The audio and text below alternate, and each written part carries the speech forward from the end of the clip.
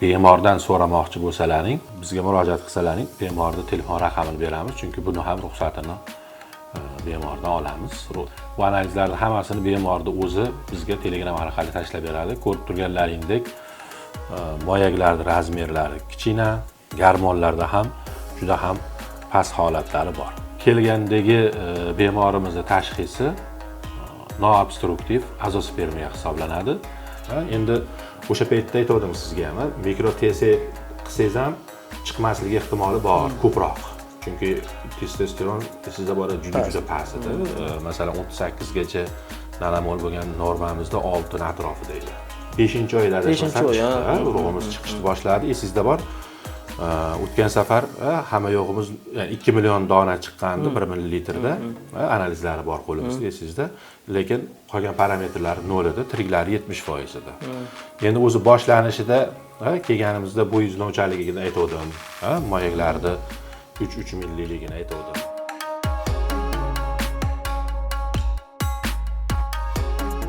Assalomu alaykum, hurmatli kanalimizni kuzatib boruvchi muxlislar. Azospermiya holati haqidagi yana bir juda ham og'ir holatdagi bemorimizni natijalarini sizlar bilan o'rtoqlashamiz.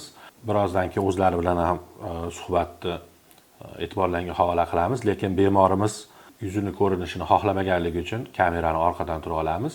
Lekin kimdadir olib borilgan muolajalar yoki vaqt, davolanishlik mavzusida bemordan so'ramoqchi bo'lsalaring, bizga murojaat qilsalaring, bemorning telefon raqamini beramiz, chunki buni ham ruxsatini bemordan olamiz.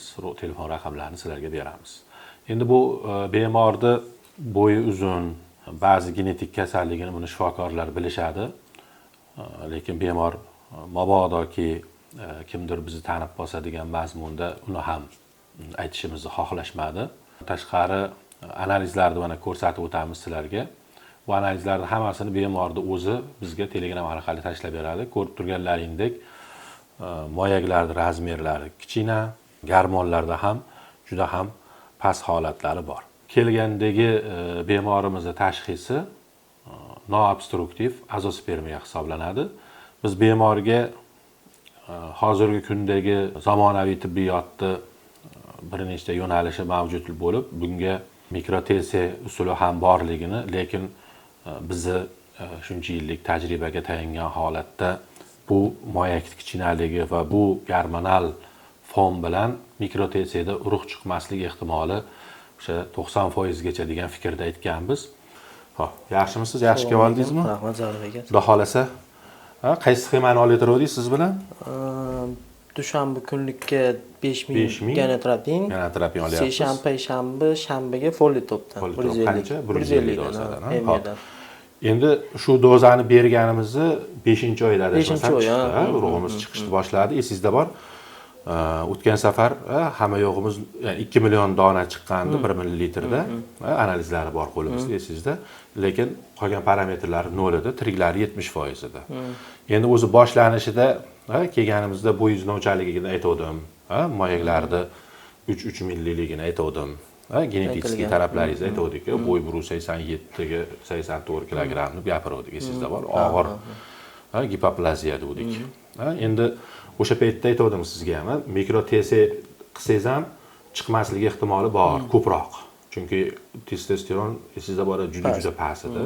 Masalan 38 gacha nanomol bo'lgan normamizda 6 atrofida edi. Bu o'sha ko'rinishda ham daxli bor dedik. Endi hozir bugungi kundagi o'z analizlaringizni vaqtlagan bo'lsa ham mana ko'rib turibsiz, hammasi o'sha gormonimiz ham normada turibdi, testosteron ham 20 nanomolda turibdi, normada, ingibillarimiz ham 236.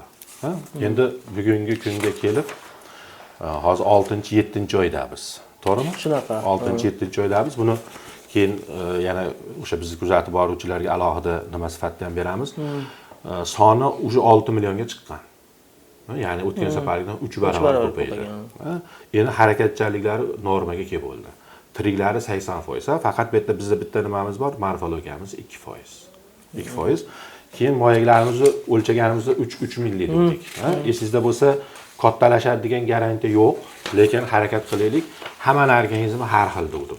Har xil degdi mana bugungi kunda ko'rib turibsiz 607 ga 6,5 milli chiqyapti. Ya'ni deyarli 2 baravarga yaqin kattalashgan. Endi qilaydigan taktikamiz ikkita yo'lda davom ettirsak bo'ladi siz bilan. Birinchidan hozirgi sxemamiz, undan oldin boshqa sxemalarni ham qildik, lekin shu qilgan sxemamiz siz uchun yaxshi bo'ldi. Boshqa qilgan sxemalarimizdan boshqa qilgan foyda ko'rgan bemorlarimiz ham serob. O'shaning uchun yo muzlatish, ya'ni davom etib turgan holatda homiladorlikka ham harakat qilsak, tabiiy homiladorlik ham xudo xolasa bo'lishi kerak. Faqat juda ko'p vaqt sarfladik-da siz bilan. Umumiy davolashni boshlab haligi operatsiyalar qildik, arada allergik holatlar bo'lib qoldi. O'shalar bilan hisoblasak, menimcha 1 yil bo'lib qoldi. 1 yil bo'lib qoldi. Lekin sabr toqat bilan kurashdingiz, harakat qildingiz. U alohidalik tabriklashimiz kerak bo'lgan holatda, chunki gormonal stimulyatsiyadagi eng katta muammomiz bemorning sabri. O'shaning uchun 3 oyda ichida, 6 oyda ichida bemorlar sekin bo'lmayaptiga o'tishni boshlaydi-da. Siz bilan nima qildik?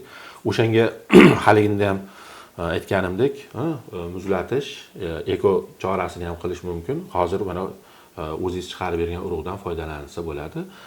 Shu paytda biz buni davolanishimizni davom ettirib, xudo xolasa tabiiy homilador bo'lishlikka ham harakat qilaveramiz. Yana savollaringiz bo'lsa, boshqalar bo'lsa so'rashingiz mumkin. Yoki endi hozir videoga olib turganimiz uchun shu gormonal stimulyatsiyada siz birinchisi emassiz, birinchidan oldingi tajribamiz bor.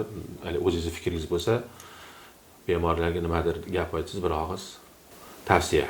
Tavsiya mana aka, siz bilan shu yo'lni bosib o'tdik. Rahmat sizga alohida mana. Xudoga shukr. Yerimni, tinmay telefonda ham maslahatlar berib turdingiz aka.